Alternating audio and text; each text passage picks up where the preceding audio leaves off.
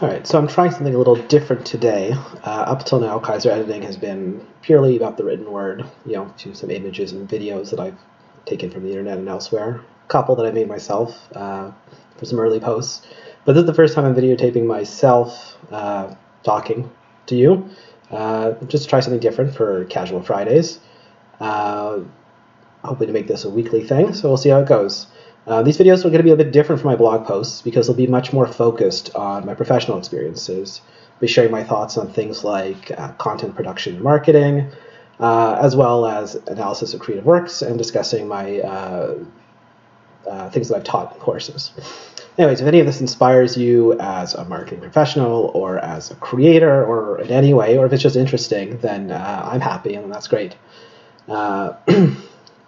In a post earlier this week, I talked about Jay Baer is one of these digital marketing gurus, and he has this idea of you take a large piece of content and you turn that into 8 smaller pieces of content, and the 8 is arbitrary. You can make it 10, it can be 1,000,000. So that's kind of what I'm going to be doing with these videos. I'm going to be taking things I've produced in the past, primarily teaching material, and doing short 5 to 10 minute videos.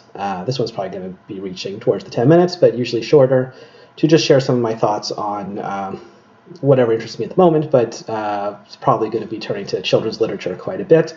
And that's because children's literature is just my favorite course to teach, something I love to think about a lot. One of the reasons it's fun to teach is because students often come into the course thinking this is going to be a breeze. We're going to read kids' books, some simple moral lesson, how hard can it be? And I like to pull the rug out from under them and show them how complicated and complex books for children can be. And it's primarily books, middle grade fiction, books for 8 to 12-year-olds roughly. And there's a whole lot else going in these books about the development of children, about psychological development. Could be other stuff like environmental issues or who knows what. So I like to begin the course with a children's story from the 1800s for students, 1800s, so the students can get a sense of what children's literature looked like in its infancy. And this story from the early 1800s is a really dull, dry story, very simple moral tale. Well, I shouldn't say simple, some interesting stuff happens, but it's definitely this dry, older story. And the kids in that story, as the students often remark in their writing, in their commentary on this story, is they act more like little adults than they do like the children we think of today, the way we would expect children to behave and act and react in the kids' books we're all familiar with today. And they're absolutely right. And that's because in the early 1800s, up until sometime in the 19th century, children were thought of as little adults, this sharp division between children or childhood and adulthood and adults. In the English-speaking world, at least, that's really an invention of the 19th century. Before then, children were little people. They weren't a whole different category of person, the way we think of them today. So that idea of childhood, where childhood is about a period of life meant for fun, play, fantasy, curiosity, exploration, all these things that we think of as what children are all about, the strength of their imagination and their innocence and their innocent wisdom. All of that is stuff we've projected onto children in the last couple hundred years or so. So that's something to think about. But a point I make is that children's literature is a unique genre. It's for children, and it often explores what it means to be a child, but it's written by adults. So there's no way there's no way around it. Whatever it is in a children's story, a children's book, is necessarily going to reflect whatever the author thinks about when they think about children, what they think children are, how they respond to things. It's a projection of the adult self based on cultural attitudes, experiences, and values. It's a projection of that adult self onto child readers or child characters, thinking about what childhood really means. But there is no real. It's all constructed by the way we've thought about children and treated children throughout time. And so our cultural ideas about children, at least, are constantly evolving. And these writers who write children's stories themselves contribute to this evolving sense of what children and childhood are all about. If you want to think about this in a more recent context, think about the Harry Potter phenomenon. We've seen how popular those books for children 8 to 12-year-olds, roughly, we've seen how our culture has come to embrace that. Adults love these books.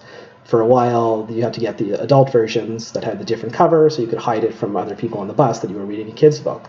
But that's really not necessary anymore. Everyone's come to embrace the idea. Well, most people have come to embrace. I know a few people who still say they don't read kids' books, so they're not going to read Harry Potter. But most people have embraced the idea that adults can read kids' books, and there's a lot to gain and to love about kids' books.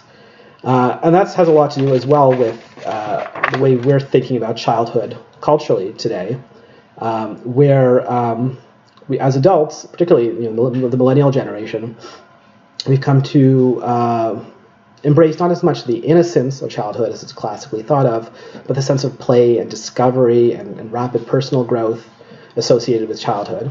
And we value more and more retaining these childlike qualities as we age, as we get older, as we go through our adult lives.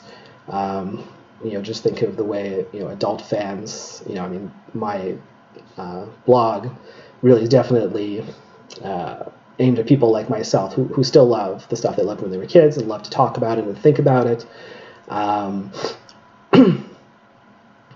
and see a lot of value, a lot of interest, even as adults, in those things. We want to hang on to that, but also we find it, not shameful or embarrassing to enjoy stuff that was for kids originally. So all that brings me to Peter Pan. Published in 1911, at least in the original form. The book is sometimes thought of as a lament at the loss of childhood, about wanting to never grow up. It's trying to hang on to that childhood forever and ever. But the fact is, that's the idea people have of it if they only remember the movie from a long time ago, or when we talk about the Peter Pan syndrome. It's a cultural artifact. Peter Pan is about how great it is to never grow up, or have the desire to never grow up. But the fact is, if you look at the book, Peter is actually a kind of a sad, tragic figure, precisely because he is incapable of growing up.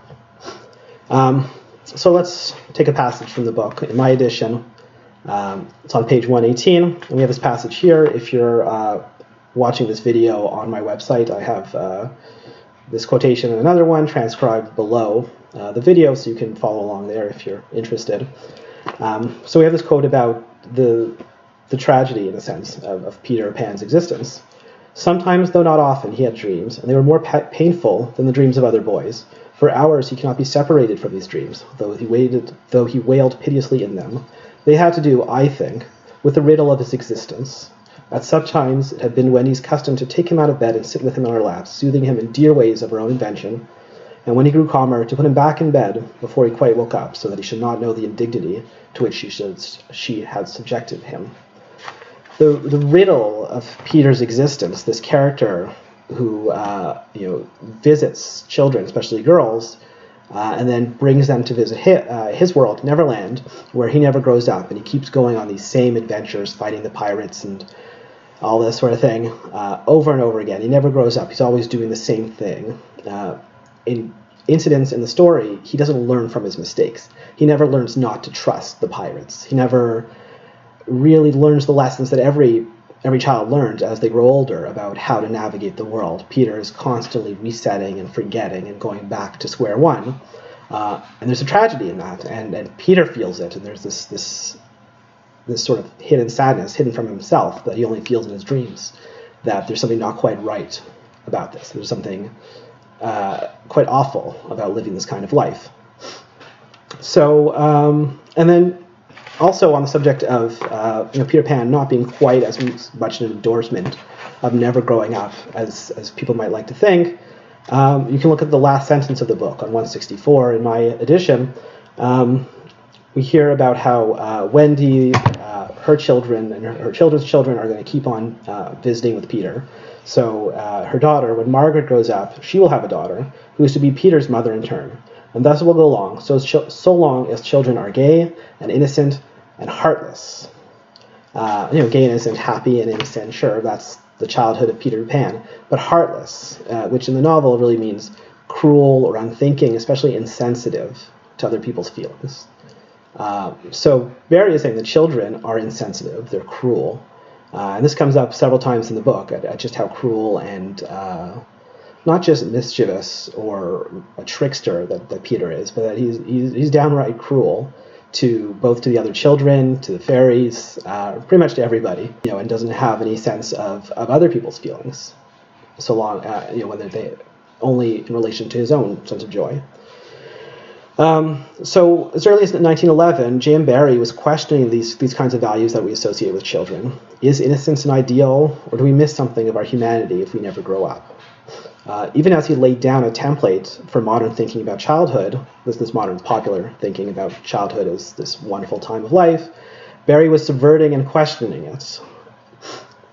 This depth of his analysis is baked into the whole story throughout Peter Pan, but I don't want to drag out this video for another hour to get into it, so I won't get into it. But as I said, these videos are going to be sort of bite-sized, atomized chunks of the content I produced for my teaching. So this is just part of what would be an hour-and-a-half lecture, sometimes expanding into a second class. But what can you take away? If you're a creator yourself, if you're thinking about writing children's literature, if you're an aspiring writer for children, it's worth looking at how successful Peter Pan continues to be, how popular and how ingrained in the public consciousness it is. Not because it showcases the innocence and joy and beauty of childhood. That's not the only reason, or that's not the main reason why it endures. It's not because it showcases the innocence and joy and beauty of childhood, but because it is sophisticated enough to question, to expose the dark sides of childhood.